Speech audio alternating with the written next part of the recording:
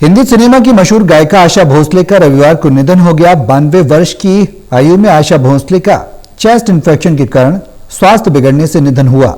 उनके निधन पर प्रधानमंत्री मोदी, गृह मंत्री अमित शाह सहित नेता विपक्ष राहुल गांधी ने दुख जताया।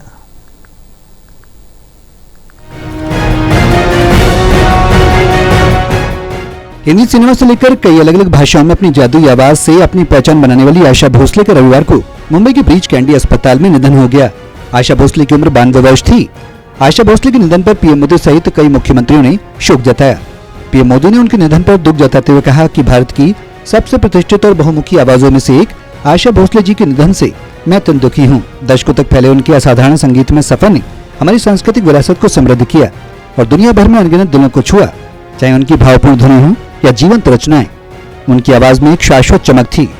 उनके साथ बिताए पलों को मैं हमेशा संजो कर रखूंगा। उनके परिवार, प्रशंसकों और संगीत प्रेमियों के प्रति मेरी गहरी संवेदनाएं वे पीढ़ियों को प्रेरित करती रहेंगी और उनके गीत हमेशा लोगों के जीवन में गूंजते रहेंगे। इसी तरह गृहमंत्री अमित शाह ने भी उनके साथ खिंचाई तस्वीरों के साथ उनको याद किया। उन्होंने लिखा कि आज हर भारतीय और विशेषकर मेरे जैसे हर संगीत प्रेमी के लिए दुखद दिन है, जब हम सबकी प्रिय आशा भोसले जी हमारे बीच नहीं रही। आशा ताई ने न सिर्फ अपनी मधुर आवाज और अद्वितीय प्रतिभा से एक अलग पहचान बनाई, बल्कि अपने सुरों से भारतीय संगीत को भी और अधिक समृद्ध किया। हर तरह के संगीत में ढल जाने की उनकी अनोखी प्रतिभा हर व्यक्ति का दिल जीत लेती थी।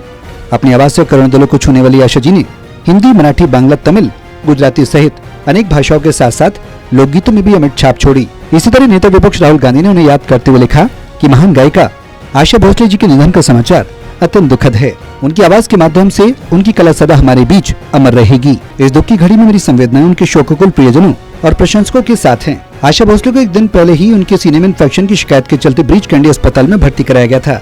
आशा भोसले का सोमवार को सुबह 11 बजे से उनके अंतिम दर्शन कर सकेंगे और शाम 4 बजे शिवाजी पार्क में उनका अंतिम संस्कार होगा। आशा भोसले अब हमारे बीच भले ही न रही हूँ, लेकिन उनकी गायक गीत और उनकी आवाज हमेशा उनकी याद दिलाती रहेगी। Lalit Narayan Kandpal, total news, Delhi.